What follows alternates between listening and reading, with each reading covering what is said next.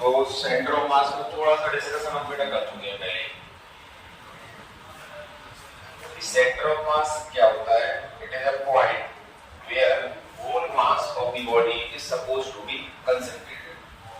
जहां पर पूरा मास क्या होगा? कंसंट्रेटेड हो, उस पॉइंट को हम क्या बोलते हैं? Centre of mass. तो हम एक पार्टिकल की निकालेंगे, एक से ज्यादा पार्टिकल्स है, तो centre of mass for a system of particles.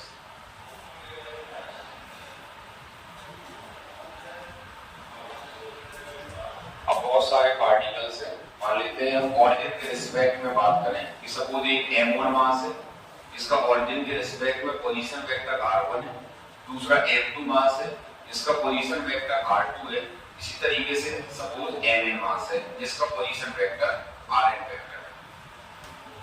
ठीक, तो जो इनका सेंटर ऑफ मास होगा, position vector of the centre of mass is m1 r1 vector plus m2 r2 vector plus so on mn rn vector upon m1 plus m2 plus mn। हम इसे summation के form में भी लिख सकते हैं। क्या लिख सकते हैं बताओ? Summation i equals to 1 to n mi ri vector upon summation mi। Summation mi का मतलब क्या हो गया? सारे पार्टिकल्स के मास का सम।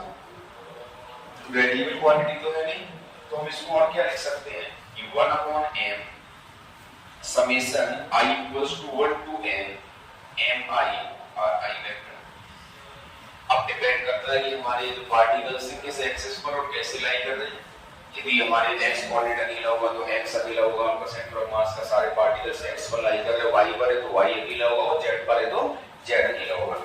तो हम यहाँ पे यदि x कोऑर्डिनेट को लिखना चाहें, what is the x coordinate of the centre of mass? x coordinate of the centre of mass is m1 x1 plus m2, अब इसमें वेक्टर लगाने की जरूरत भी नहीं है, plus m2 x2 so on upon इसी according what is the y coordinate of the center of the mass? m1 y1 plus m2 y2 so on upon m1 plus m2, and z coordinate of the center of mass is m1 z1 plus m2 z2 so on m1 plus m2 plus 1। ध्यान रखना है ये हमारे discrete particle system है। Discrete particle का मतलब क्या हो गया? अलग अलग आपके पार्टिकल्स है। अब अलग अलग पार्टिकल, जैसे आप इतने सारे लोग बैठे हुए हैं यहाँ पर रूम में, हम एक ऑरिजिन डिफाइन करते हैं तो क्या सभी के जो कोऑर्डिनेट्स होंगे वो अलग अलग होंगे? तो अब ये बोला जाए कि आप सबकी जगह सपोज एक मास रखा होता और वैसे ही उसका सारे काम होते, जैसे कि आप लोग सब मिला के कर रहे हैं, तो उसका जो कोऑर्डिनेट निकालते हैं तो that coordinate will be called the centre of mass of all system of particles. ये सारे पार्टिकल्स का क्या हो जाता है बेटा? Centre of mass. तो हमें क्या करना है? बहुत ही आसान है। डिस्क्रीट पार्टिकल सिस्टम के लिए सेंटर ऑफ मास निकालना बहुत ही ज्यादा आसान है। हमें क्या करना होगा? सभी के मासेस पता होने चाहिए और सभी पार्टिकल्स के कोऑर्डिनेट पता होने चाहिए। अब यदि आपको x coordinate, y coordinate, z coordinate पता है तो सिंपल आप फार्मूला पुट कर दोगे, आपका सेंटर ऑफ मास निकल जाता है। तो पहले डेफिनेशन लिखो। Centre of mass is a point. Center of mass is a point where center of mass is a point where, अच्छा point इधर लिख दो, hypothetical point is a hypothetical point where whole mass of the body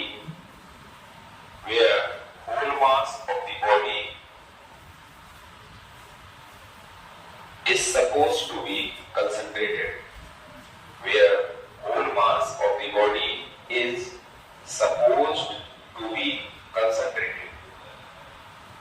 note करो, जहां पर पूरी body के मास को कंसंट्रेटेड मान लेते हैं, तो मतलब क्या होगा? यदि किसी बॉडी को बैलेंस करना है तो हम क्या करें? उसके सेंटर ऑफ मास के वो बैलेंस कर दें। अब इसमें तो कोई दिक्कत ही नहीं है। सपोज अब ये यूनिफॉर्म रॉड मान लें, हैवी यूनिफॉर्म ही लगभग लगभग यदि रॉड हमारी यूनिफॉर्म होगी और आप उसे हिंज करेंगे, हिंज करने का मतलब समझते हो ना, टांग देना, तो पकड़ के खींच डालेंगे, तो जनरल मतलब यदि यूनिफॉर्म रॉड है तो उसका सेंटर ऑफ मास हमेशा उसके मिड पॉइंट पर होगा। अब यदि इसमें एक तरफ हम वेट को बढ़ा दें, सपोज इस तरफ हमने वेट को बढ़ा दिया, अब देखो क्या इस पॉइंट का बाउंड्री बैलेंस हो पा रहा है? बैलेंस ही नहीं। अब यदि हम इसको बेटा बैलेंस करना चाहते हैं तो देखो मैं यहां नहीं, इसको थोड़ा सा और इधर करूं, अभी भी बैलेंस नहीं है। तो इसके बाद थोड़ा सा हम इसको और इस तरफ पकड़ा, अब इसका सेंटर ऑफ मास खोजना है, अब देखो बैलेंस हो गया। तो पहले सेंटर ऑफ मास का मिड पॉइंट पे था और हमने इस तरफ वेट बढ़ा दिया, तो सेंटर ऑफ मास भी किस तरफ शिफ्ट हो गया? जिस तरफ वेट है। तो centre of mass is always towards the heavier mass. Centre of मास हमेशा किस तरफ होगा? टुवर्ड्स द हेवियर मास। इसकी जगह हम यहां कर दें इसे, जैसे अब आपका ये बैलेंस था, यहां पर बैलेंस करने के बाद यदि हम इधर मास बढ़ा देते हैं, देखो ये बैलेंस ही नहीं होगा इस पॉइंट के बाद, ये देखो रोटेट करने लग गया, इसका मतलब इसका सेंटर ऑफ मास नहीं है। हम इसको थोड़ा और इधर पहुंचाएं, ये क्या हो गया? बैलेंस हो गया। तो देखो सेंटर ऑफ मास किस तरफ शिफ्ट हो गया? जिस तरफ मास ज्यादा है। तो centre of mass is always towards the heavier mass. Mass ज्यादा होगा उस तरफ ही आपका सेंटर ऑफ मास होगा। तो क्वेश्चंस में आपको ये तो एक आइडिया लग ही जाया करेगा कि सेंटर ऑफ मास किस तरफ है, डिपेंड करता है कि आपको क्वेश्चन कैसा दिया हुआ है। तो हम ये बोल सकते हैं बेटा कि सपोज ये नोट कर लिया इसमें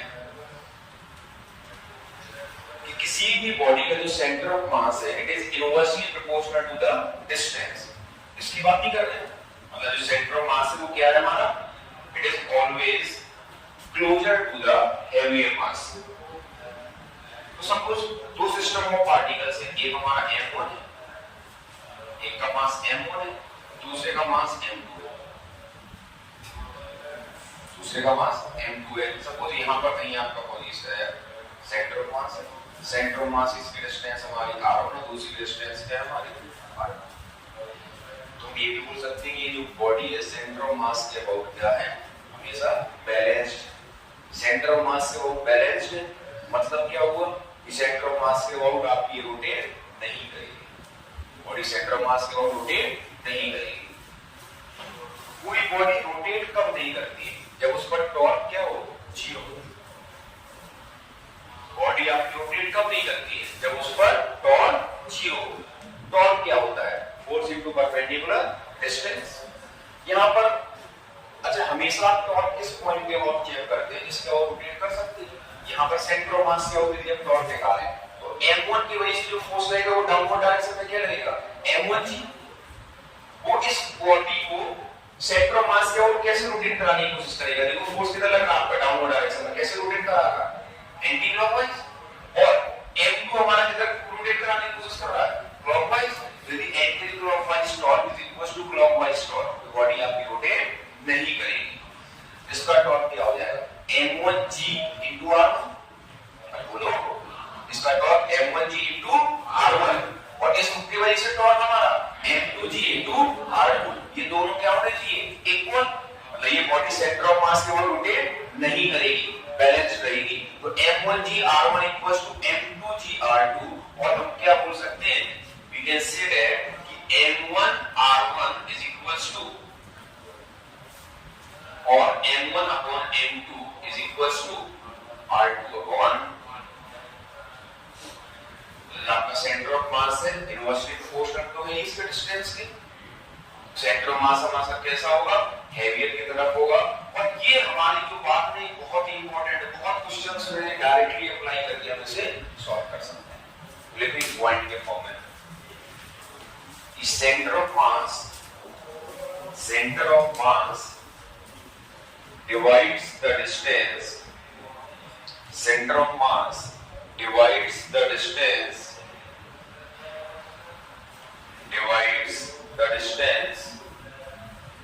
Between two particles. Divides the distance between two particles in the inverse ratio of their masses. In the inverse ratio of their masses.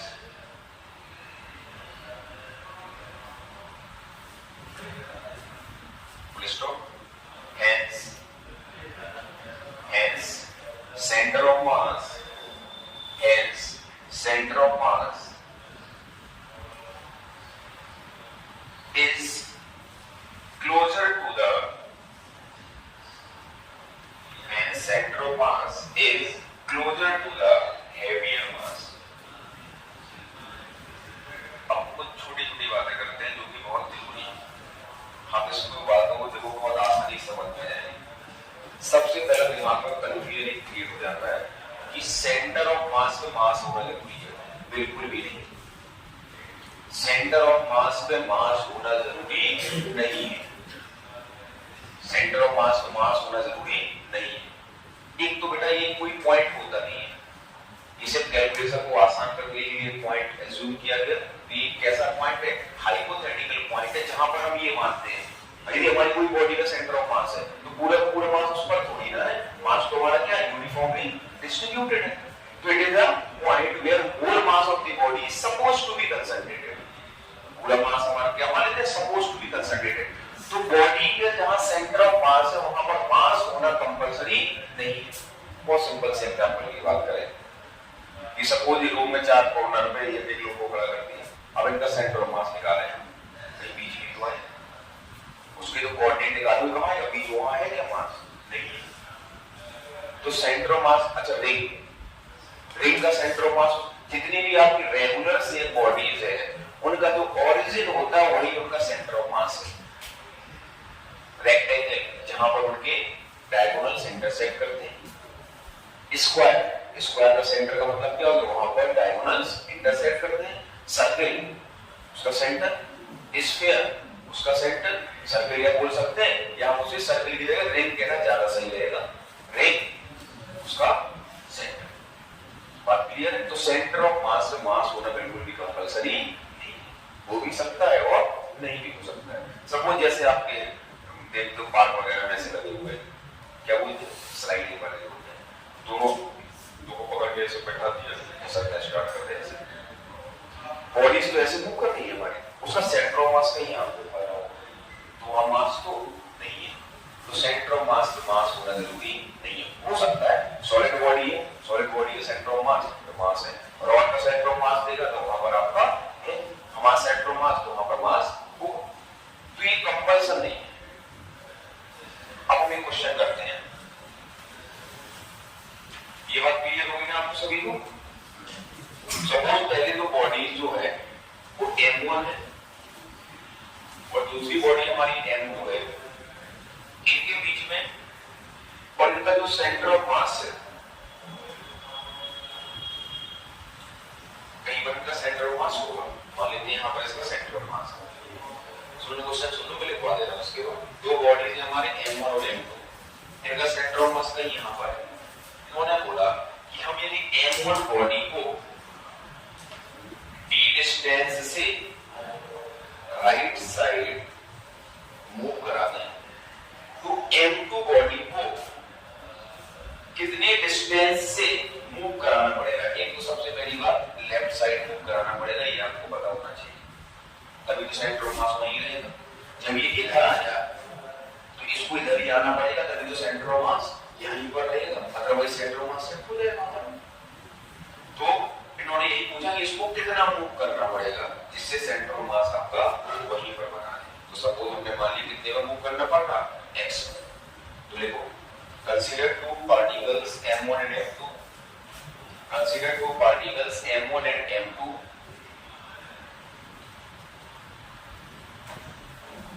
Consider two particles M1 and M2. If M1 is pushed towards the center of mass, if M1 is pushed towards center of mass by d, small d, by d, comma, by what distance? By what distance should the second body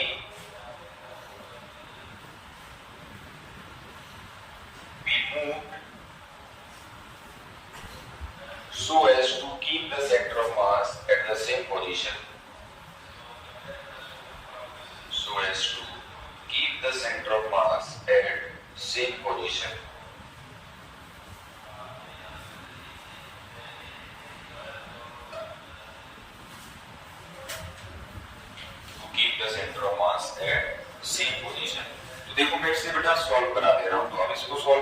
ये बहुत ज्यादा difficult नहीं है, बिल्कुल आसान है। तो मान लीजिए जो मेरे बेटा सेंटर ऑफ मास था वो m1 से x1 डिस्टेंस पर था इनिशियली और m2 से हमारा x2 डिस्टेंस पर था। तो ये बताओ, हम लोग पहले डिस्कस कर चुके हैं कि सेंटर ऑफ मास के और बॉडी हमारा हमेशा इक्विलिब्रियम में होती है, मतलब रोटेट नहीं कर रही होती है। तो हम क्या लिख सकते हैं कि initially we can write that कि m1 x1 is equal to m2 x2। अरे बताओ, नहीं लिख सकते क्या? सेंटर ऑफ मास के अबाउट पहली पोजीशन पे आपकी क्या है? अच्छा यहां पर है, तब ये बैलेंस हो गई किसके वक्त? सेंटर ऑफ मास के वक्त। ये डिस्टेंस x1 है, ये d डिस्टेंस से मूव कर गया, तो बताओ इसकी डिस्टेंस सेंटर ऑफ मास से अब कितनी बची हमारी? x1 minus d। और दूसरी की डिस्टेंस कितनी बची हमारी? x2 minus x। x की वैल्यू को निकाल ली तो इक्वेशन बन गई। सब्ट्रैक्ट कर दो किसी एक से दूसरे को, हम फर्स्ट माइनस सेकंड कर देते हैं। m1x और m1x से हम लोग कैंसिल आउट हो जाएगा, क्या बचेगा यहाँ पर? m1d। और यहाँ पर ये m2x2 कैंसिल आउट हो जाएगा, क्या बचेगा? m2x। x की वैल्यू कितनी होगी हमारी? m1 अपॉन m2 इनटू ये को जल्दी फटाफट। ये बात क्लियर हो गई सभी को? कोई समस्या? अगला क्वेश्चन है, इसमें लिख दे रहा हूं यहाँ पर।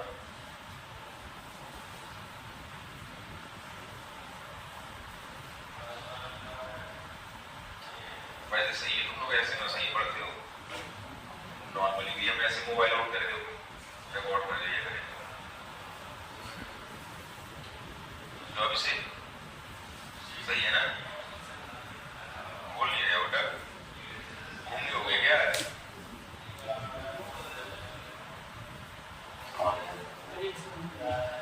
अब बोले मुझे पूछ नहीं कहते हो, गलत हो आगे बोलना चाहिए ना। ज्ञान दियो तो ऐसे क्या फायदा है तुम्हारे ज्ञान?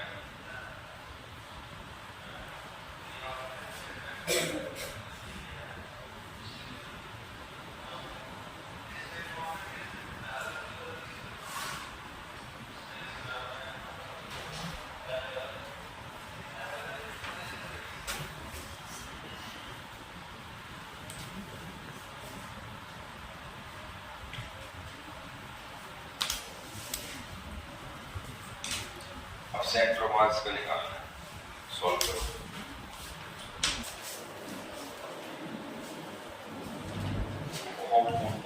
सुधरता है डेली। वो क्या करता था कि क्या को ऐसे वहां पर गंदा कर दिया था, वो हमारे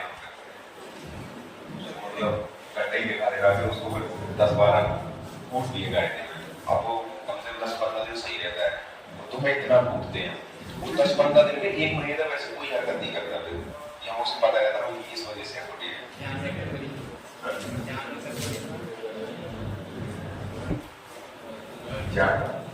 जानवर तक कोई टूटे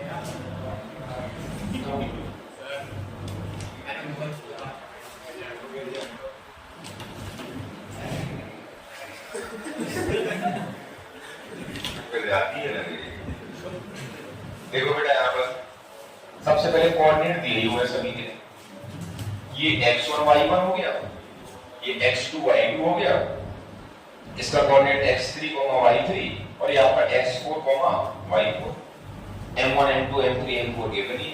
तो what is the x coordinate of the center of mass? This will be m1 x1 plus m2 x2 plus m3 x3 plus m4 x4 upon m1 plus m2 plus m3 plus m4। अरे ये होगा m1 दिया हुआ है, m1 कितना है? 1, x1 बताओ कितना है? 0, m2 कितना दिया हुआ है? 2, और अब x2 कितना है? m3 कितना दिया हुआ है? और x3, m4 कितना दिया हुआ है? 4, और x4 कितना है? 0 अपॉन 1 plus 2 plus 3 plus 4। तो ये हो गया 2 plus 3 5, और नीचे कितना आपका डिनोमिनेटर में? 3 हो गया हमारा x कोऑर्डिनेट। सेम आप y कोऑर्डिनेट निकाल दो, m1 y1 plus m2 y2 plus m3 y3 plus m4 y4 upon m1 plus m2 plus m3 m1 कितना है हमारा 1, y1 1 है, m2 कितना है 2 1, m3 3 0 प्लस वो तो 0 ही आ जाना है अपॉन 10। बताओ कितना। अब इसमें डाउट बताओ जितने लोगों से नहीं हुआ कि समस्या कहाँ है। ये फॉर्मूला पता नहीं था आपको, एडिशन और मल्टीप्लिकेशन नहीं आता है, फॉर्मूला ना पता हो तो मैंने ही बता दिया, एक ही फॉर्मूला पढ़ाया है वही आपका यूज होना है, तो क्या दिक्कत है। जीतता ही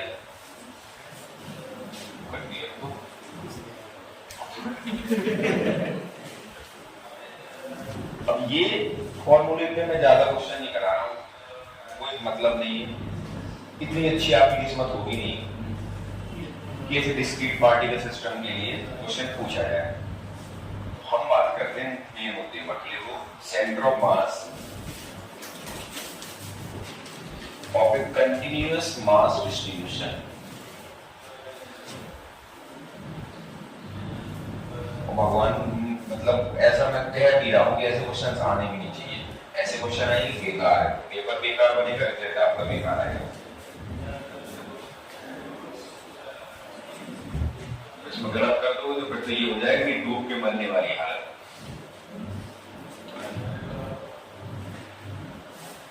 तो centre of mass of A continuous mass distribution.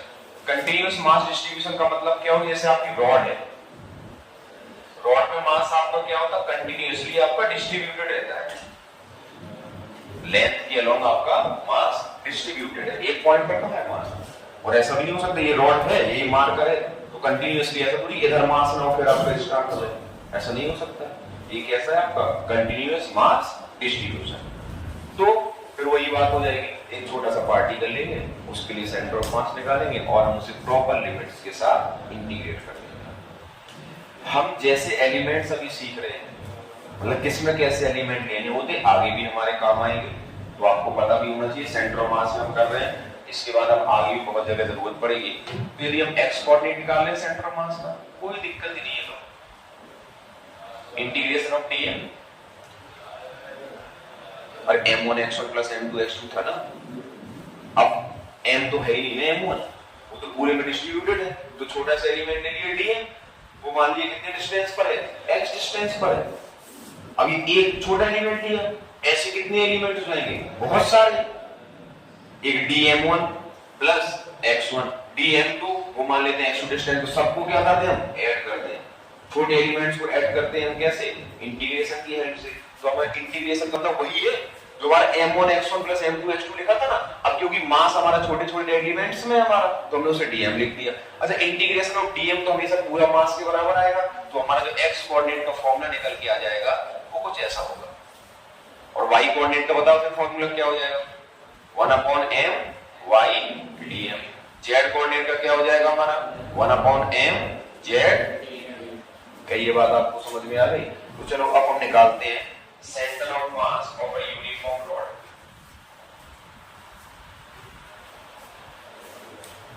थोड़ा सा इसमें यदि आपको डिफिकल्ट करना होगा, रॉड को यूनिफॉर्म नहीं करेंगे। यूनिफॉर्म नहीं करेंगे इसका मतलब रॉड का मास भी आपके डिस्टेंस के साथ वेरी करा देंगे। कुछ नहीं, जैसा हम अभी कर रहे हैं उसमें इंटीग्रेशन और आपको वही हो जाएगा। तो कोई एक रॉड है, इसका मास m और लेंथ n है, रॉड का मास m और लेंथ n। सेंटर ऑफ मास हमेशा पता होगा, आप किसी भी पोजीशन बतानी है तो ऑरिजिन तो डिफाइन करना ही पड़ेगा। तो हम मान लेते हैं यहीं से आपका ऑरिजिन है, ठीक, यहां से यहां तक ये रॉड है। तो क्या ये बेटा x = 0 है, तो ये बेटा क्या हमारा x = l हो जाएगा दूसरा l। अरे लेंथ मेजर करना स्टार्ट करोगे 0 से लेके, लेंथ हमारी l है तो 0 से l हो गई। अब हमें इसका सेंटर ऑफ मास निकालना है। एक और सिंपल सी बात, हमें यदि सिमेट्रिसिटी से पता चल जाएगा, रॉड में क्या होता है एक ही डायमेंशन होती है लेंथ, y डायरेक्शन में तो y डायमेंशन होती नहीं। तो अब इसी बात है, इसका जो सेंटर ऑफ मास है वो कहां लाई करेगा, x एक्सिस में नहीं लाई करेगा। y coordinate of centre of mass will be 0। इसमें सिर्फ एक ही कोऑर्डिनेट होगा, कौन सा, x coordinate. Along the length lie करेगा, ऐसा नहीं कि रॉड ऐसे रखती होगी सर सेंटर ऑफ मास, इसमें तो नहीं। इसका सेंटर ऑफ मास पर क्या होगा, y के अलोंग लाई करेगा, तो लेंथ के अलोंग ही आपका लाई करेगा। हम यहां से गए x डिस्टेंस पर एक छोटा सा एलिमेंट ले लिया dx। कई ये बात समझ में आ गई? हम क्या करें, x डिस्टेंस पे गए और छोटा सा एलिमेंट ले लिया dx। इसका मास कितना होगा? तो बहुत सिंपल सी बात, क्या इसका मास m/l into dx होगा? कर दिए, पहले समझ में आ गया ना। सेंटर ऑफ मास जो इसका है, सॉरी इसका जो छोटे एलिमेंट को हमने कंसीडर किया उसका मास क्या m/l into dx होगा? नहीं होगा। समझ नहीं आया? वही तो पूछ रहे हैं। तो बोला तो एकदम नहीं, तुमसे पूछते तो नहीं बताते कब?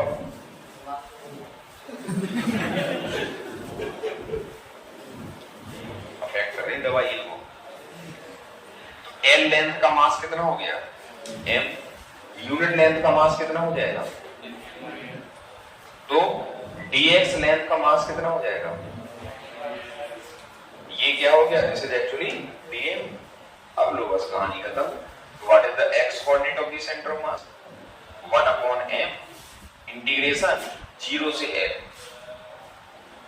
लिमिट क्या होगी हमारी? 0 से l। क्या ये बात सबको समझ में आ रही है? x कहां से कहां वेरी कर रहा है? कुछ नहीं कह रहे तुम, ऐसा मतलब गला ना करो, लेकिन तुम्हें हमसे करना चाहिए।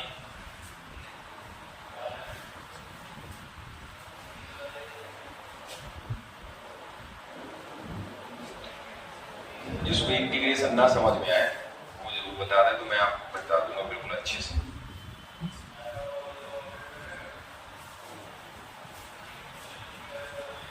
और हम पूछ सकते हैं इसका सेंटर ऑफ मास क्या हो गया? L/2, नहीं आया? समझ में नहीं आया? जिसको नहीं आएगा पूछ लो, जल्दी पूछो। का सेंटर ऑफ मास निकालो। तो बताओ क्या करेंगे हम? क्या ये बताओ पहले, चलो ठीक। पूरी बॉडी का सेंटर ऑफ मास उसके सेंटर पे था, एक्स एक्सिस और वाई एक्सिस के और सिमेट्री थी, तो उसके सेंटर पे सेंटर ऑफ मास था। हमने इतने से टुकड़े को निकाल के बाहर फेंक दिया, तो क्या अब एक्स एक्सिस वाई मतलब इस एक्सिस के अबाउट वाई एक्सिस के अबाउट सिमेट्री बची? नहीं। एक्स एक्सिस के अबाउट अभी भी सिमेट्री, एक्स एक्सिस के अबाउट अभी भी सिमेट्री है। जिस एक्सिस के अबाउट सिमेट्री होती है उसी एक्सिस पे आपका सेंटर ऑफ मास लाई करता है। तो हमारा सेंटर ऑफ मास ये तो फिक्स हो गया, कभी भी कहां लाई करेगा? वाई एक्सिस के अबाउट। लेकिन हमने एक डिस्कशन किया है, उसका सेंटर ऑफ मास कहां लाई करेगा? हमारा एक्स एक्सिस के अबाउट, एक्स एक्सिस पर। यदि आपको पता है पहले की क्लास में डिस्कस कर रहे थे कि centre of mass is always towards the heavier part. अब मास किस तरफ ज्यादा है? Left side. मास किस तरफ ज्यादा है आपका? Left side. तो क्या सेंटर ऑफ मास इसकी जगह कुछ यहां पर आपका शिफ्ट हो जाएगा? तो हमें नए कोऑर्डिनेट्स निकालने पड़ेंगे सेंटर ऑफ मास के, जो कि आपको बहुत ज्यादा आसान है। आपने जो फॉर्मूले पढ़े वही सारे फॉर्मूले। हमने ये बताओ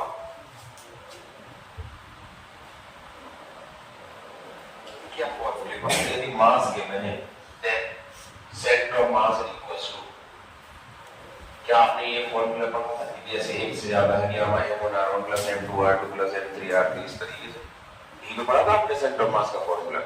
सपोज किसी मास को रिमूव कर दिया, जिस मास को रिमूव कर देंगे उसका माइनस कर देंगे बस। मतलब m1r1 ये पूरे का मास था और पूरे का सेंटर ऑफ मास का कोऑर्डिनेट था। सपोज उससे हमने m2 को रिमूव कर दिया, सपोज हमने उससे m2 को रिमूव कर दिया, तो जो नए कोऑर्डिनेट्स होंगे सेंटर ऑफ मास के that will be m1r1 - m2r2 upon m1 - m2। कितना मिला? नहीं। एक बार आपने कहीं से डिस्क को निकाला, छोटे से पार्ट को दूसरी तरफ रख दिया, क्या कह रहा हूं? ये आपकी डिस्क थी, इस डिस्क का सेंटर ऑफ मास तो आपको पता ही है। मैं क्या कह रहा हूं, यहां से टुकड़ा निकाला और उस टुकड़े को यहां आगे रख दिया। अब सेंटर ऑफ मास को कोई दिक्कत नहीं, पूरे का रिमूव जो ऐड किया उसको यहां पे ऐड में लिख दो। मतलब मैं पूरे का मैंने बोला m1, रिमूव किया वो m2, वो जो रख दिया वो m3। तो हमारा क्या हो जाएगा? m1r1 - m2r2 + m3r3। Minus m2 plus m3। तो रिमूव कर रहे हैं, ऐड कर रहे हैं, हमें कोई फर्क नहीं पड़ना। रिमूव कर रहे हैं तो और ऐड कर रहे हैं तो बात समझ में आ रही। एरिया के टर्म में भी इसे लिख सकते हैं। तो बताओ एरिया के टर्म में कैसा लिखा जा सकता है? a1r1 माइनस a2r2 अपॉन, हमने पोजीशन वेक्टर के टर्म में बोल दिया, x y कोऑर्डिनेट के टर्म में बोलेंगे z कोऑर्डिनेट में, तो xm is equals to m1 x1 minus m2 x2 upon m1 minus m2। यहां पर भी x हो जाएगा, y हो जाएगा। इस तरीके से हम ये क्वेश्चंस को सॉल्व कर सकते हैं। तो देखो नोट,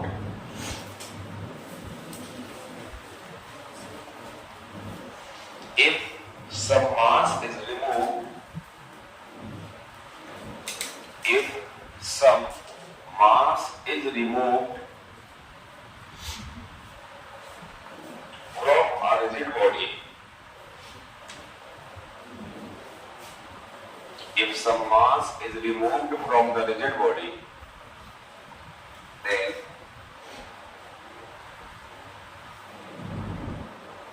center of mass,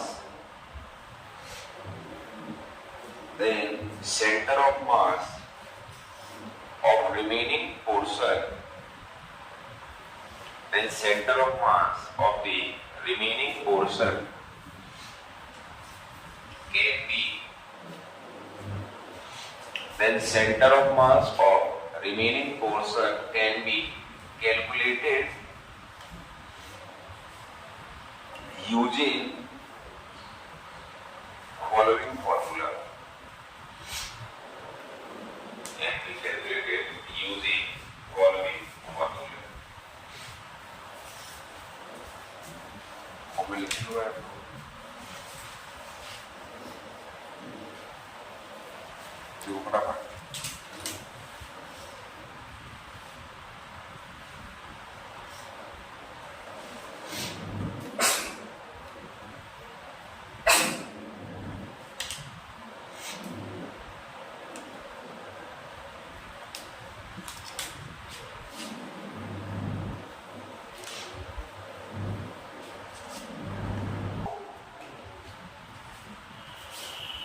ये आपको एक डायग्राम दिया हुआ है, बोलेंगे लेमिना है, जिसका आपको सेंटर ऑफ मास निकालना है।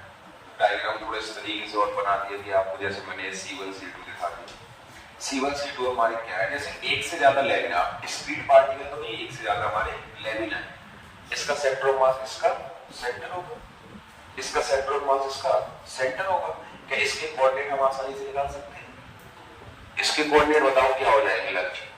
इसके कोऑर्डिनेट हमारे 1/2 कोमा 1/2 हो गए। बाकी लोग चुप रहेंगे।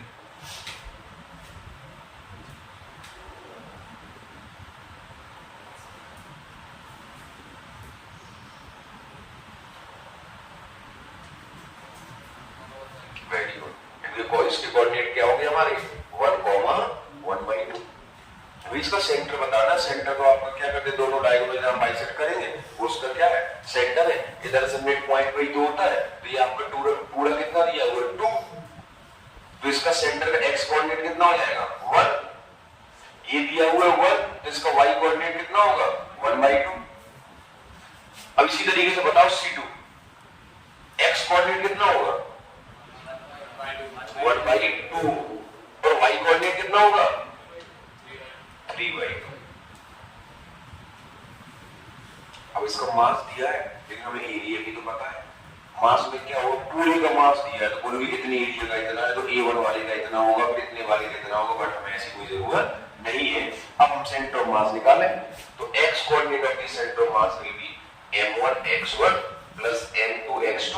नहीं, हम A1 के टर्म में निकाल लेते हैं, तो A1 x1 plus A2 x2 upon A1 plus A2। A1 इसका एरिया या 2 into 1 2, x coordinate is 1, A2 कितना हो जाएगा 1, x2 कितना है हमारा 1/2। इधर 2 + 1, ये कितना हो गया 2 + 1/2 5/2, 5/2/3।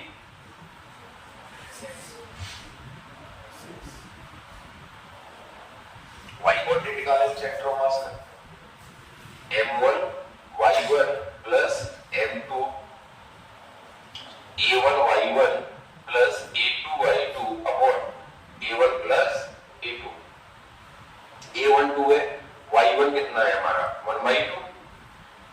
हमारा 1 है, y2 कितना है 3y2 upon a1 plus a2।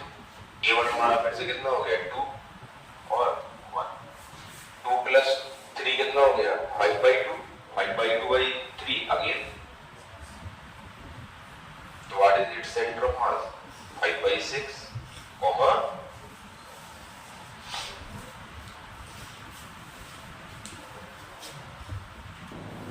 Question लिख लो बेटा। Uniform metal plate of radius a, a uniform metal plate of radius a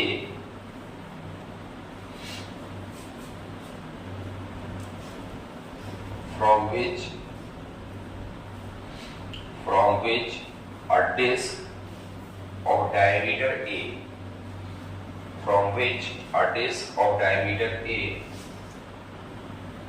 has been removed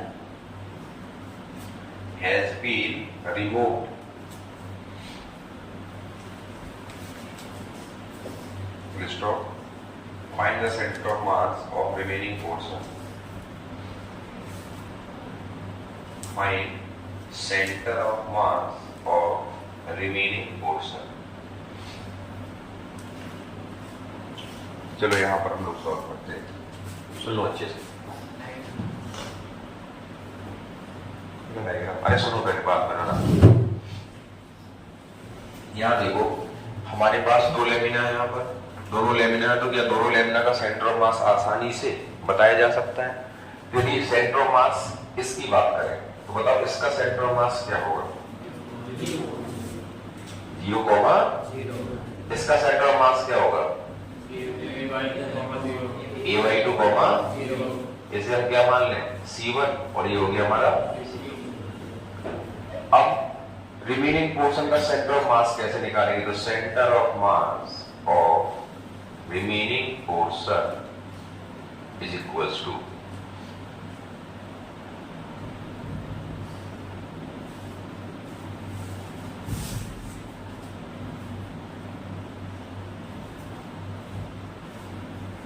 क्या ऐसा नहीं लिख सकते हैं ना A1 जल्दी बताओ A1 बोल रहे हो पढ़ा नहीं रहे A1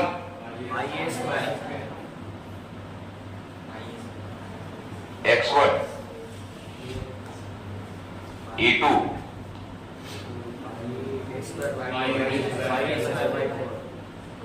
x2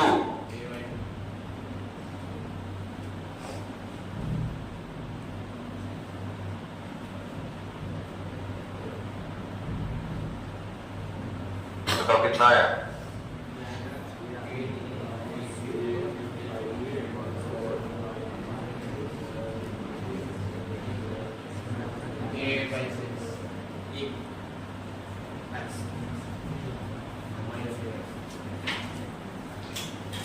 तो y कोऑर्डिनेट कितना होगा लिखो question figure shows a uniform disc of radius r figure shows a uniform disc of radius r from which a disc of radius r/2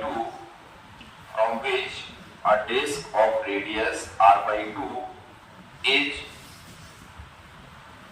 cut out from left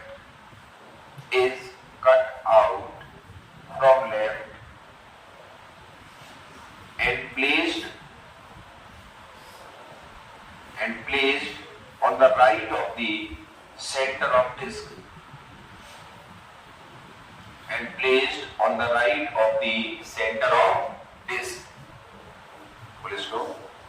Find the center of mass of the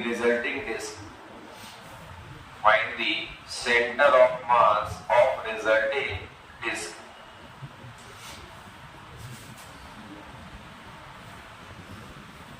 क्या question समझ में आ गया सभी को?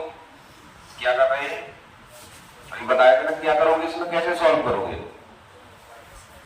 Minus करेंगे और plus कर देंगे। फटाफट सभी का आंसर आ जाना चाहिए बेटा। देखो बेटा इसका सेंटर ऑफ मास के लिए फॉर्मूला इसके लिए देखो ये आपने यहाँ से रिमूव किया था। C1 कितना हो गया यहाँ पर 0,0, C2 कितना हो गया -r/2, 0 और C3 कितना हो गया हमारा r/2, 0। सेंटर ऑफ मास क्या होगा हमारा x कोऑर्डिनेट होगा, y कोऑर्डिनेट तो 0 हो जाएगा। तो A1 r1 माइनस x1 लिख देते हैं minus A2 x2 plus A3 x3 upon A1 minus A2 plus A3। A1 कितना हो गया पाई आर स्क्वायर, x1 कितना हो गया A2 कितना हो गया पाई आर स्क्वायर बाई 4 और ये कितना हो गया आपका माइनस का r/2 x2 plus A3 into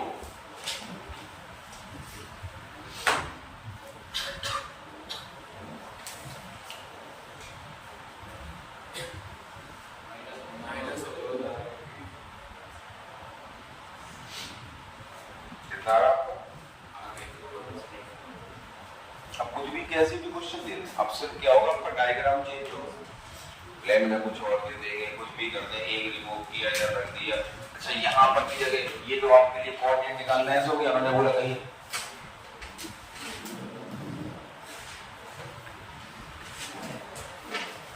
जैसे कि कहीं पर अपने कुछ नहीं होगा, मैंने बोला कि यहाँ से a/3 पर a/6 रेडियस के उसको रिमूव कर दे, तब भी तो कोई दिक्कत नहीं है। कोऑर्डिनेट अभी भी अब कहां से लेंगे, ऑरिजिन हमने डिफाइन कर दिया, तो ऑरिजिन आपके क्वेश्चन में कभी चेंज नहीं होगा, पूरी का आपका हो गया 0,0। इसमें a/3 तो और रहेगा प्लस a/6 और आ गया, इसके कोऑर्डिनेट आ गए, रिमूव किया, यहां रख दिया, वहां रख दिया और उठा के कोई दूसरा लाके रख दिए, कोई फर्क नहीं पड़ता। 5 मूव करते हैं सर, कोई दिक्कत नहीं है। कहां पर उसका 0,0 यहाँ दे रहे हो ना, डिस्क के बाहर वाटर के अंदर, हाँ कोई दिक्कत नहीं, तो कोऑर्डिनेट को निकाली होगी ना, ऐसी इन्फॉर्मेशन दी जाएगी कि आप कोऑर्डिनेट निकाल दो, यहाँ रखा तो बोलेंगे ना कहाँ पर है, कितने डिस्टेंस पर है, तो आप बता पाओगे। कोई इन्फॉर्मेशन नहीं है तो फिर तो आप इस तक कर रहे हो। बोले मान लीजिए एक इसकी रेडियस की r/2 को रिमूव किया और रख दिया, अब बताओ मतलब रिजल्ट का सेंटर मास कैसे बता पाओगे। तो आपको कोई ऐसी इन्फॉर्मेशन गिवन होगी जिससे आप कोऑर्डिनेट्स निकाल पाओ। और इस तरीके से एक आपको कराया था कैसी भी शेप बॉडी हो सकती है। आपके डेटा 15 में क्वेश्चन दिया टी शेप दिया हुआ, इसका रेडियस एरिया दिया, इसका एरिया दिया, आप बोलेंगे इसका सेंटर ऑफ मास निकालो, कोई दिक्कत नहीं। आप क्या करेंगे, जिनके कोऑर्डिनेट निकालेंगे इसके कोऑर्डिनेट निकालेंगे, a1 x1 plus a2 x2 जो भी होगा, y कोऑर्डिनेट होगा तो a1 y1 plus a2 y2 upon a1 plus a2। तो कोई भी शेप की बॉडी हो आपको फार्मूला बेस्ड काम करना है, कोई इसमें दिक्कत होती नहीं।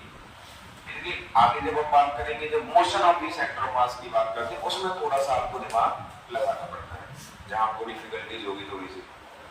जैसे बहुत सिंपल सी बात, बोट से आप उतरते हो, बोट कहां जाती है, तो वो अपने सेंटर ऑफ मास को वहीं पर रखती है। जब आपका मोशन होता है तो बोट मूव करती है, जिससे आपका सेंटर ऑफ मास वहीं बना रहेगा। आगे हमें motion of the centre of mass ही पढ़ना है।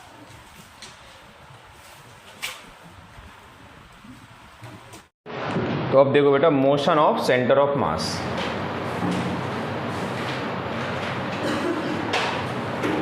सबसे पहले बेटा इसमें हम velocity of centre of mass निकालें, तो हमें पोजीशन वेक्टर तो पता है सेंटर ऑफ मास का क्या होता है, हम लोग ने निकाला है ना। Position vector of centre of mass क्या आया था, तो RCM vector is equals to M1 R1 vector plus M2 R2 vector plus so on MN RN vector upon M1 plus M2 plus so on MN। क्या इसमें किसी को कोई समस्या है? ये बात सभी को क्लियर है ना अच्छे से? अच्छा, इसके बाद देखो कि हम इसमें यदि क्रॉस मल्टीप्लाई कर देते हैं। अच्छा, एक काम और कर सकते हैं हम यहाँ पर, इसे हम एक्चुअली टोटल मास लिख दें, तो it can be written as M1 R1 vector plus M2 R2 vector plus so on MN RN vector upon capital M। Capital M का मतलब यहाँ पर क्या हो गया, total mass. Capital M means total mass, cross multiply कर दिया तो M RCM vector is equals to, और नाम करना हो तो ऐसे ही रहने दो, इसे हम डिफ्रेंशिएट कर दें टाइम के रिस्पेक्ट में, differentiating with respect to time. तो ये क्या हो जाएगा बेटा, it will be dr/dt is equals to 1/m d/dt of m1r1 plus m2r2 so on plus mn/rn। क्या इसमें किसी को कोई डाउट? ये बात सभी क्लियर है अच्छे से? अब देखो बेटा इसके बाद ये क्या है आपका position vector of the time के रिस्पेक्ट में डिफरेंशिएट कर रहे हैं। तो जैसे dx/dt आप वेलोसिटी बोल देते हो तो इसी अकॉर्डिंग वो वेलोसिटी इन x डायरेक्शन हो जाता है। dy/dt को हम क्या लिख देते हैं, velocity in y direction. Same इसी तरीके से drCm/dt क्या हो जाएगा, velocity of centre of mass is equals to 1/m तो हमारा कांस्टेंट हो गया। अब देखो मैं इधर बता रहा हूं, इस वाली टर्म का डिफरेंशिएशन करें तो m1 के बाहर आ जाएगा, m1 कहाँ आ जाएगा आपका, बाहर। तो ये क्या बचेगा, dr1/dt। r1 क्या, पोजीशन वेक्टर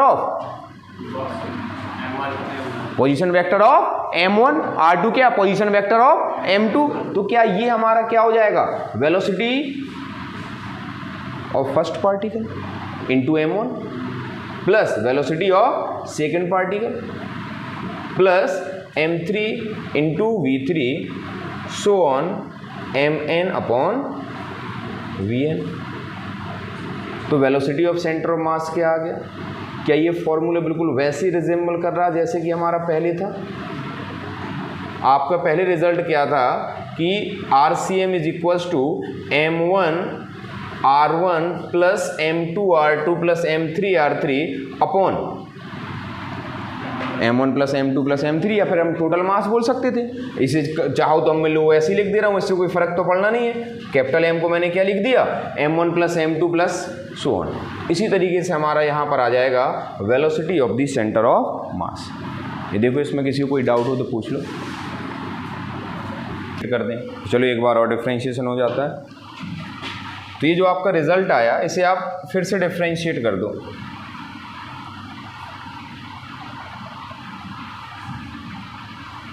तो again differentiating with respect to time,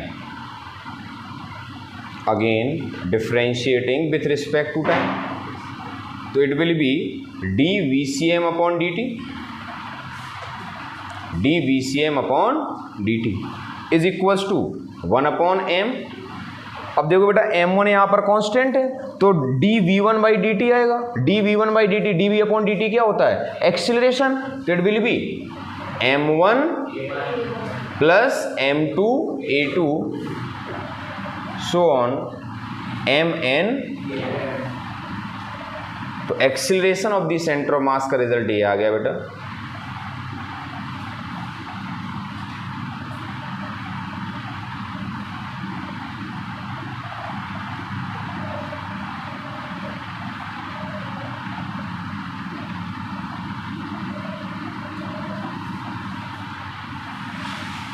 So this is the result for acceleration of center of mass.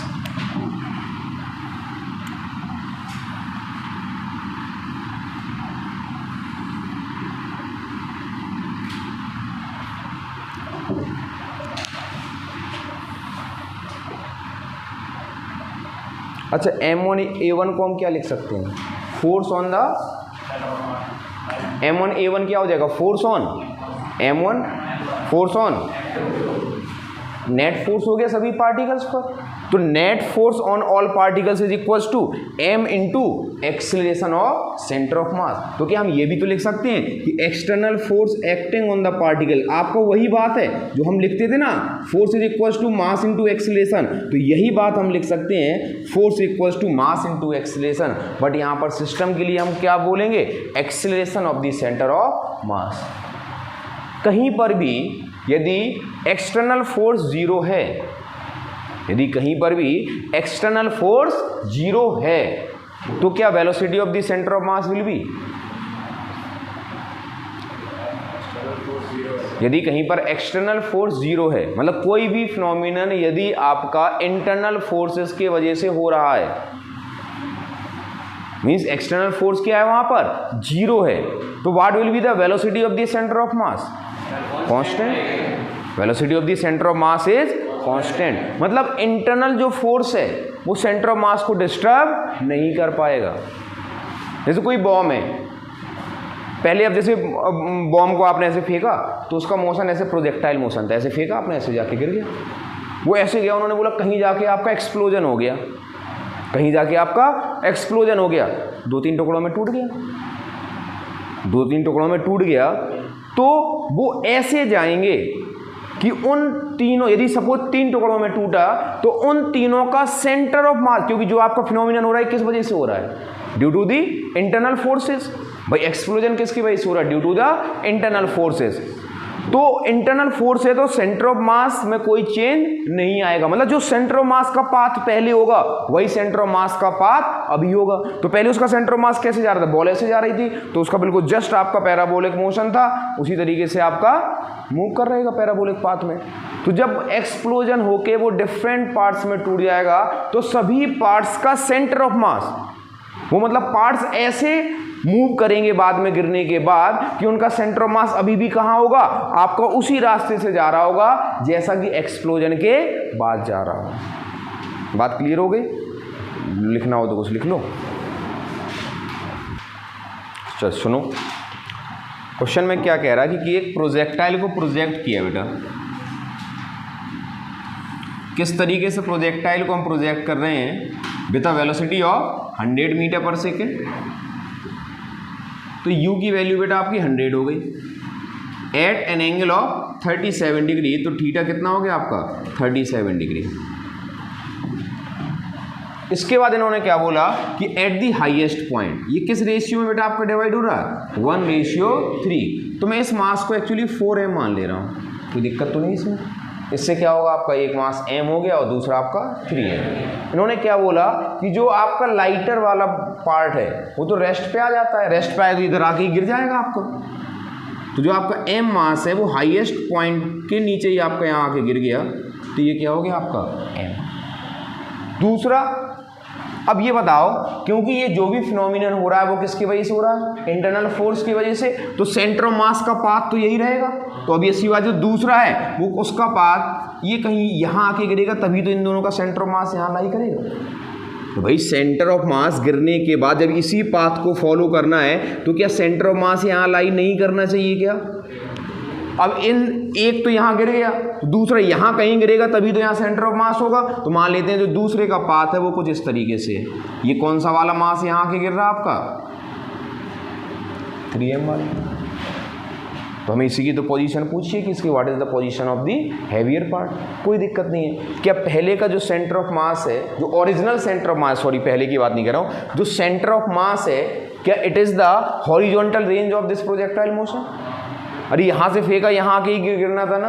This is the horizontal range of the centre of mass. तो जो horizontal range है हमारी,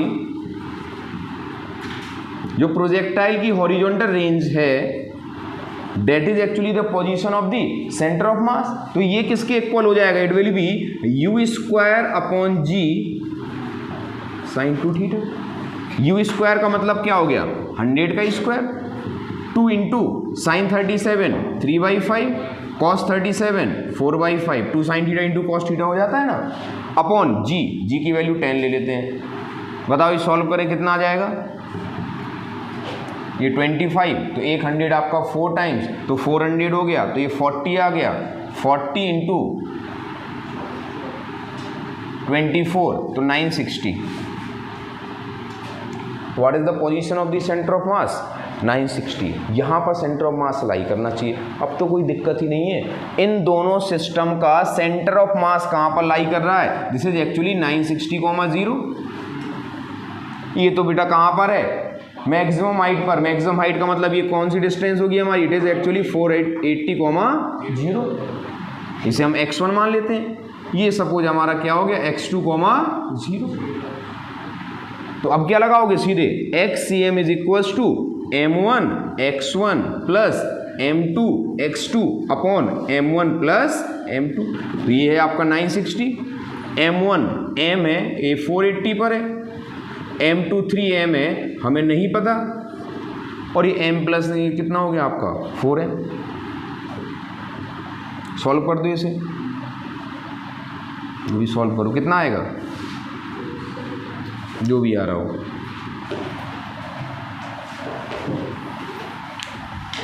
तो इस तरह के question में आपको देखो, यहाँ पर ये m1 बॉडी है बेटा, ये हॉरिजॉन्टल के साथ 37 डिग्री पर इधर आ रही है ओरिजिन की तरफ। m2 है आपकी, देखो y direction, positive y direction की तरफ v2 वेलोसिटी के साथ मूव कर रही है। इन्होंने बोला ये कहाँ जाके कोलाइड कर जाते हैं आपके, यहाँ आपके कोलाइड हो गए। दिस इज ये बॉल नहीं है, मतलब यहाँ पर आके आपके कोलाइड कर गए। तो उन्होंने बोला find the velocity of the centre of mass 3 second before the collision. अब कॉलिजन के 3 सेकेंड पहले आपसे पूछ लिया, क्या यहाँ पर कोई एक्सटर्नल फोर्स आपको दिख रहा है? इसका मतलब velocity of the centre of mass is constant. तो जो आपकी सिचुएशन दिखाई गई है उस समय जो वेलोसिटी है, क्या वही वेलोसिटी हमारी 3 सेकेंड पहले हुई होगी, है ना? नींद आ रही बेटा, सो जाओ।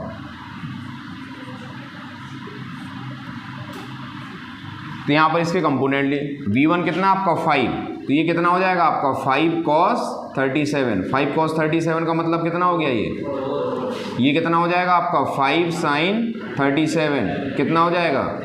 कोई समस्या तो नहीं, क्योंकि बेटा बॉडीज की वेलोसिटीज x और y डायरेक्शन में है, तो सेंटर ऑफ मास की वेलोसिटी भी किधर होगी आपकी, x और y में। तो velocity of the centre of mass in x direction will be m1 v1, वो भी किधर, x, ध्यान रखना मैं लिख नहीं रहा हूं बार बार, plus m2 v2 upon m1 plus m2। दिक्कत हो रही तो इसे ऐसे लिख सकते हैं, और गलती ना कर देना।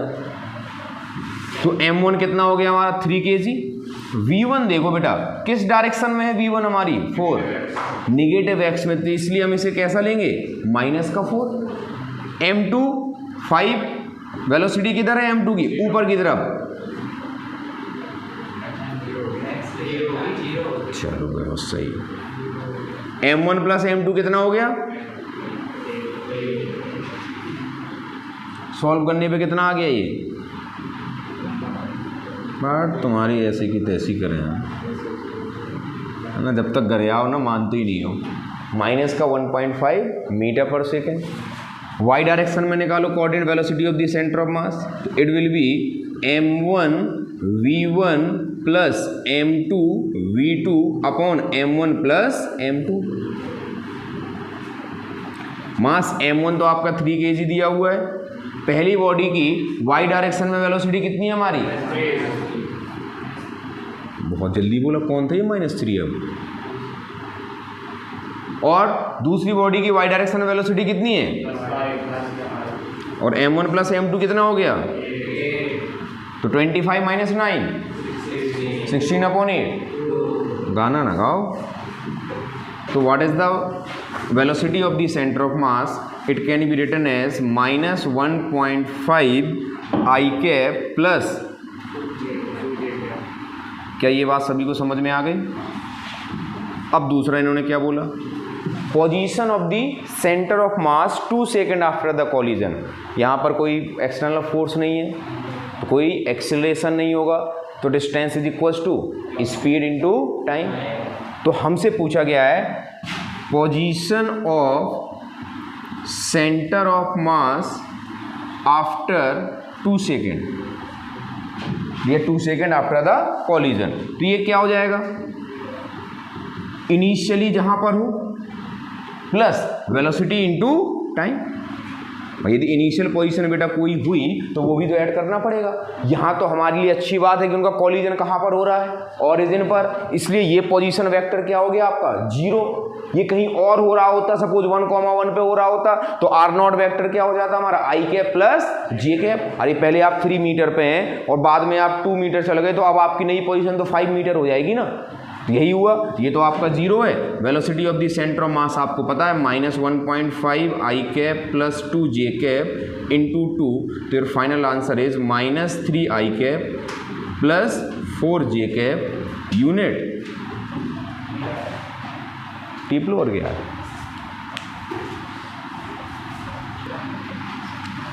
तो बेटा acceleration of the centre of mass is m1a1 plus m2a2 upon m1 plus m2। m1 आपका 2 kg है, राइट डायरेक्शन को प्लस मान लेते हैं, +1 हो गया, प्लस m2 कितना है 4 kg, a2 इज -2 और m1 प्लस m2 कितना हो गया 6, 2 - 8 -6 अपॉन 6। कोई प्रॉब्लम किसी को? सभी को क्लियर हो गया? चलो नेक्स्ट क्वेश्चन। अब सपोज हमारे पास जैसे दो ब्लॉक्स हैं, इक्वल मास के हैं, और उसे किसी इंक्लाइंड प्लेन पर से हमने रिलीज किया, तो हमें एक्सीलरेशन निकालना है सेंटर ऑफ मास का। देखते हैं आप लोग इसमें क्या चमत्कार करते हो। जैसे कि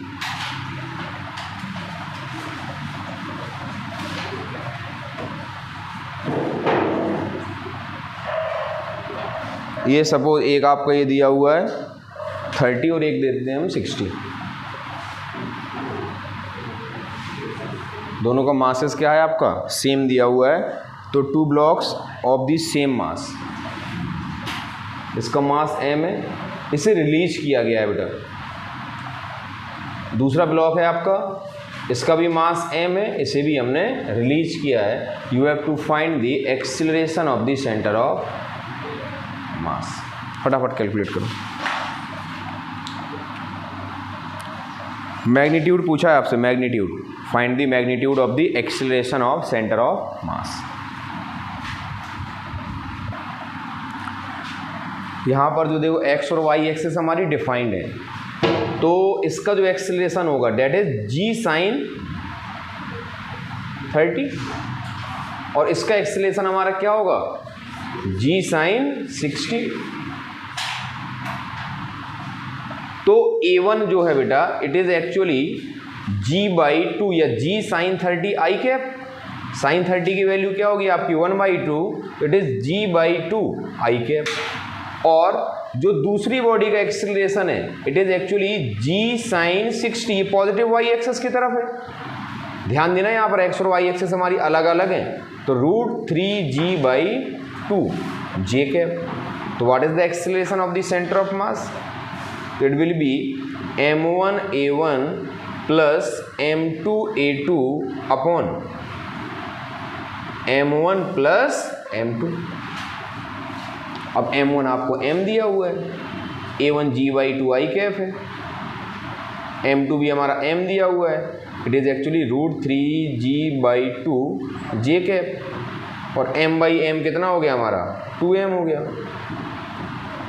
तो ये क्या आ गया हमारा g/4 आई कैप प्लस √3g/4। अब इसका मैग्नीट्यूड निकालना चाहें तो मैग्नीट्यूड निकालना तो बहुत आसान है। इसका मैग्नीट्यूड क्या होगा √g/4 whole square plus √3g/ कितना आया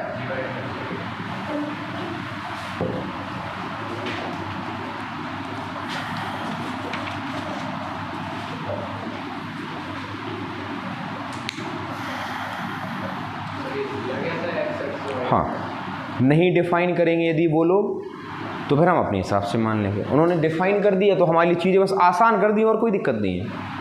नहीं तो क्या होता, कोई वैसे भी नहीं कि बहुत डिफिकल्ट हो जाता। ये g sin 30 है,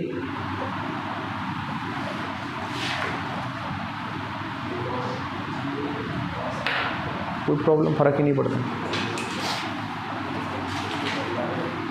परपेंडिकुलर टू प्लेन तो बॉडी को मूव ही नहीं करना था। हाँ, तो इसलिए पता क्या है कि उसमें आपका जो मोशन हो रहा है ना वो x और y एक्सेस के लॉन्ग तो हो नहीं रहा है। जो मोशन है रेस्ट्रिक्टेड मोशन है ना, बॉडी तो आपकी ऐसे ही मूव करेंगी, तो क्या वो x और y एक्सेस के लॉन्ग हो रही हैं? नहीं हो रही हैं। तो अब आप यदि इस क्वेश्चन को सॉल्व करते तो फिर I और J में रिजॉल्व करना थोड़ा ज़्यादा डिफिकल्ट हो जाता।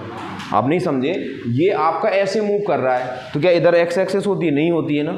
जबकि इसके एक्सेलरेशन इसी तरफ है, एक्स एक्सिस आपकी ये है और वाई एक्सिस ये मान के चलते हैं, तब तो फिर इसको रिजॉल्व करना बहुत डिफिकल्ट हो जाता है।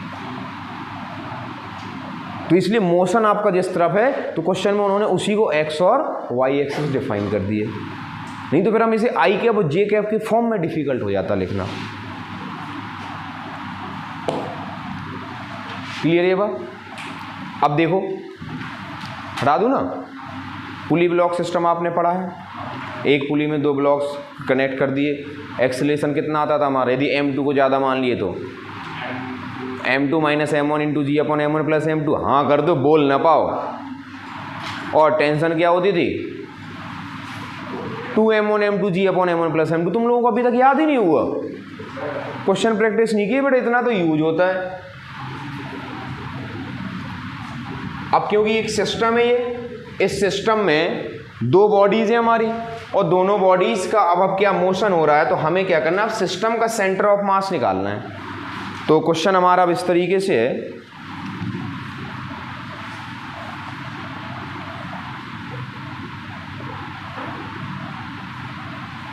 हम दोनों के मासेस को अलग अलग ही मानते हैं, m2 है, अभी भी m2 को m1 से बड़ा मान लिए रहे, ये m2 और ये m1।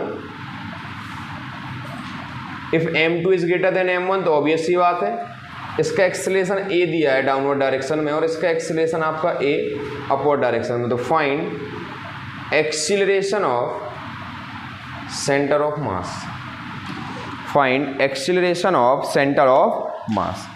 तो बताओ किसी का भी यदि हमें सेंटर ऑफ मास का एक्सेलरेशन निकालना है, हम कैसे निकालेंगे? तो फॉर्मूला तो वही है हमारा, m1a1 plus m2a2 upon m1 plus m2। तो पहले सबसे पहले हमें इन बॉडीज़ का इंडिविजुअल एक्सेलरेशन तो पता हो, हमें इन बॉडीज़ का इंडिविजुअल एक्सेलरेशन तो पता हो। भाई क्या करते हो, acceleration of the centre of mass is equal to m1 a1, लेख को सुन लो, बुलाए यहीं पर, क्यों बेटा 1000 बार बोल चुके, इतने ढूंढ जैसे हो गए हो, सुन तो लिया करो जब हम पढ़ा रहे होते हैं। अभी बुलाएंगे, लो अगला क्वेश्चन ठीक है, मैं करूँगा ही नहीं, एक इधर और एक इधर, दोनों तरफ एक एक मार्क कर के आ जाना, ठीक। अब नहीं हाँ बोल पाओगे। तो यहाँ पर क्या है, हमारा एक्सेलरेशन निकालते हो या velocity of the centre of मास निकालते हैं या फिर position vector of the centre of मास निकालते हो, हमें इंडिविजुअल पोजीशन पता होनी चाहिए या फिर इंडिविजुअल वेलोसिटी पता होनी चाहिए या फिर इंडिविजुअल एक्सेलरेशन पता होना चाहिए। अब यहाँ पर इंडिविजुअल एक्सेलरेशन तो बहुत आसान है हमारे लिए, a1 और a2 दोनों का एक्सेलरेशन हमारा सेम होगा मैग्नीट्यूड में, दोनों का एक्सेलरेशन सेम होगा लेकिन मैग्नीट्यूड में। तो मैं तो a लिख दे रहा हूँ, तो a is equal to m2 minus m1 into g upon m1 plus m2। And what is the tension, tension is 2m1 m2g। जरूरत नहीं है यहाँ पर, लेकिन दूसरे मेथड से कराऊंगा तब वहाँ ज़रूरत पड़ जाएगी, तो मैंने इसको लिख दिया। पॉजिटिव वाई को पॉजिटिव मान लेते, नेगेटिव को नेगेटिव। तो बताओ क्या यहाँ पर a1 की जो वैल्यू है वो a होगी और जो a2 की वैल्यू है वो माइनस a होगी ना। तो what is the acceleration of the centre of mass, m1 a1 plus m2 a2 upon, और it can be written as m1 minus m2 upon m1 plus m2 into a। ये नहीं आया समझ में, a1 की जगह a रख दिया, a2 की जगह माइनस a रख दिया, a कॉमन ले लिया, तो ब्रैकेट में क्या बचा हमारा m1 माइनस m2। अरे भाई कैसी बातें कर रहे हो, a1 को a मान रख दिया, a2 को माइनस a रख दिया, तो यहाँ m1 into a minus m2 into a हो जाएगा, तो a कॉमन ले लिया, a हमें ऑलरेडी पता है।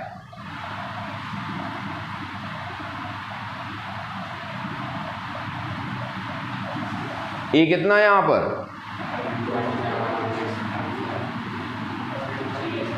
सही में घर वाले खाने नहीं देते तुम लोगों को, हो जाएगा। माइनस कॉमन ले लो तो आपका माइनस में आ जाएगा, नहीं तो स्क्वायर कर दो, कोई फर्क पड़ना नहीं है।